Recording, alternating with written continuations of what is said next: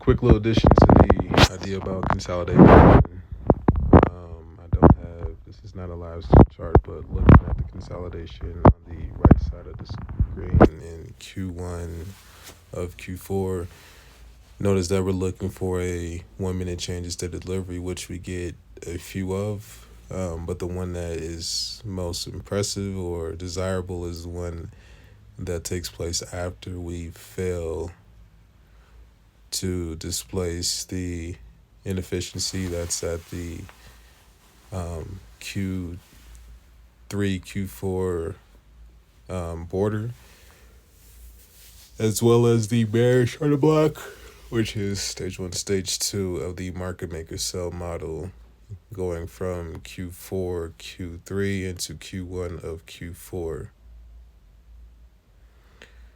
So now that we ran in there, and as well as we ran above 50% of that initial buy side price leg, that's officially hitting premium. And after we go from premium, we go to discount, and then we create a 1 minute changes to delivery with a inefficiency breakaway gap.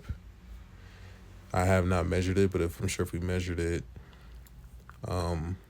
we will find confluence with the New York AM session high. So that's worth going back and investigating. 1, 2, 3, 4, 5. And then we also get a 5 candle run moving up. So there's your indication. And we also took out the sell side, buy side liquidity of the Q2 with a 5 candle run. And that's another indication that we're bullish and, we're going to continue to move up higher. But the rule of thumb is that we want to see a failure to, rather, we want to see a return into, obviously, PD array, in this case, premium. And we also want to see that we eject into the opposite PD array, which in this case is going to be the BISI, as well as bearish order block, and then return down. The idea is that we will displace below the swing lows down below. Instead, we create, a wedge. See, new higher highs or higher lows, which is another indication that we're going to be bullish. Yeah, it's also a 3 drives pattern, right? There's that. And then we stay within the range of the sell side model, which is, or buy side model, which is at optical trade entry. Notice how we just poke around that 0.75. I don't know what this is at on a 5 minute time frame. Maybe it's like OTE. Body's closing right at on a 5 minute time frame. So we failed to displace, as well as get a sacar de liquidez and drawn liquidity, and that's an indication that price is struggling to go lower. We also are all the way to the left.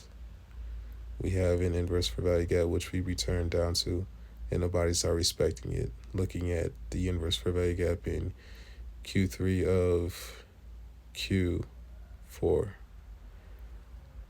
So it's just a matter of just being patient and allowing this, to pan out. So this entry here was after the 10 o'clock open.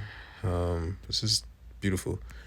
So there's that. Then we get our expansion. We close above that initial run into that fair value gap in Q1 of Q4.